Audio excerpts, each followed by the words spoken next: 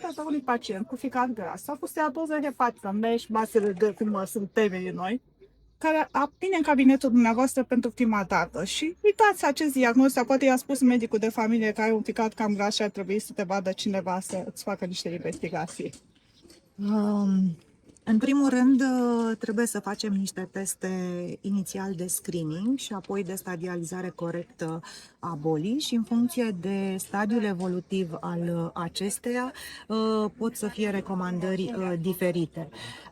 Dar toate recomandările, indiferent de etapa evolutivă, să spunem, includ intervenții în stilul de viață. Este o indicație obligatorie pentru dieta mediteraneană, pentru a face sport, exercițiu fizic în mod regulat, pentru a evita alimentația ultraprocesată și sigur dacă evoluția este una avansată și vorbim de etape cum ar fi MEș cu grad de fibroză F2, F3, sigur acolo intervenția terapeutică ar trebui să fie una mai agresivă, vorbim de chirurgie bariatrică, de folosirea unor medicamente care sunt deja impuse de ghiduri, dar aș insista foarte mult pe măsurile simple care practic sunt la îndemâna fiecărui pacient, adică să mâncăm sănătos și să facem sport, cred că este la îndemâna oricui. Ce sfat ați da familiei, având în vedere gradul de stigmatizare și mai ales faptul că uneori se pune problema costurilor, a schimbării vieții și foarte mulți oameni asta spun e scump ca să facă această schimbare. Care ar fi de fapt sfatul? E scump sau poate fi adaptat fiecărui pacient în funcție de bugetul lui?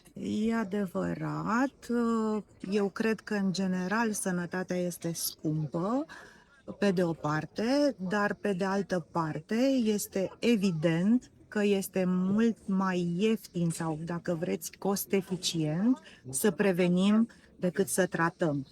Costurile de tratament, evident, sunt mult crescute comparativ cu o idee de prevenție. Și atunci, da, sigur, o alimentație sănătoasă este mai scumpă decât alimentele ultraprocesate. Dar beneficiul pe termen lung cred că își merită investiția. În ceea ce privește stigmatizarea, da, sigur, evident, obezitatea, pentru că cei mai mulți pacienți sunt obezi, poartă această stigmă, iar familia, prietenii, societatea ar trebui să fie, cum să spun, mult mai sensibilizați în a împiedica acest lucru. Deci, toți suntem egali, asta nu trebuie să constituie o diferență și, evident, susținerea din partea familiei, a prietenilor, a societății contribuie la succesul terapeutic, pe lângă medicamente și sfaturi medicale.